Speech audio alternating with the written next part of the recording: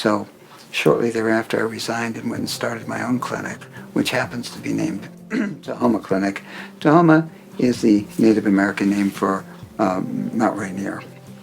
And somehow it got called Tacoma for the city of Tacoma, but they originally called it Tahoma.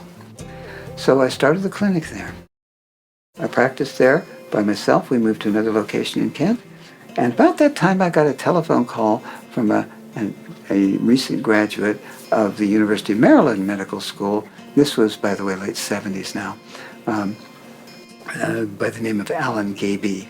And Dr. Gaby, he wanted to know if, because he'd read some of my stuff that was published in Prevention magazine. I was originally there, publishing once a month on some natural medicine topic and what you can do about it. He'd read that, and he wanted to come out and be at my office for a while and do some practice and see what he could learn. And I'm surely glad he did, because that man, Dr. Gaby, is an even better library hound than me. Yes, and when he wasn't practicing, he was always up at the University of Washington Library. Me, I had some small kids at the time. I didn't get a chance to go as often as I'd want to.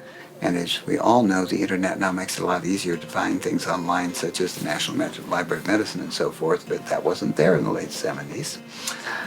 So he was with me for 2 years and contributed a lot, found a lot of research we could both use, and then he went back to Maryland.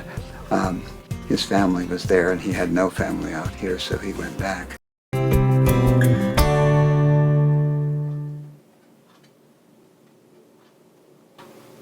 In addition to reading Adele Davis's book, I started looking for other sources of information on natural medicine. At that time, there weren't that many.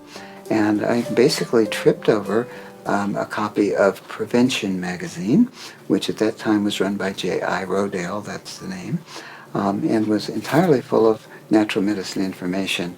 Now, that's no longer the case, but it was back then.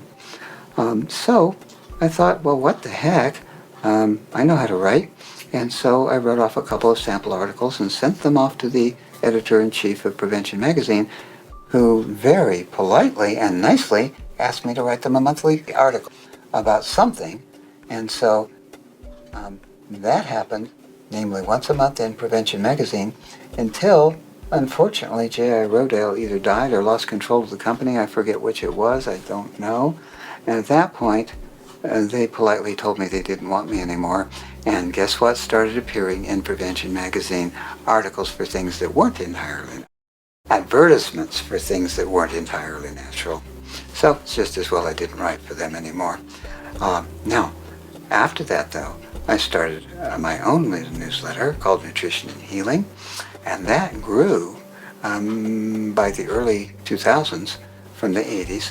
It grew to over 100,000 subscribers between myself and Dr. Gaby, and now Tahoma Clinic and Meridian Valley Lab, with which is associated with Tahoma Clinic, we actually employ a full-time researcher online into the archives of the medical school at the University of Washington, etc. So I personally and Dr. Gaby together have a collection of over 100,000 medical journal articles. Approximately the first 50 to 60,000 were photocopied because we didn't have any other sources at that time. But the rest of them are now in what's called, as we all know, PDF form. So what we're doing can be very definitely backed up by medical journals. There's a whole tractor trailer full of the paper ones near my home, and the rest of them, we have a, what do they call it, a terabyte storage. And on there is all the rest of them in PDF form. So there's definitely science behind all of this, even though it's natural.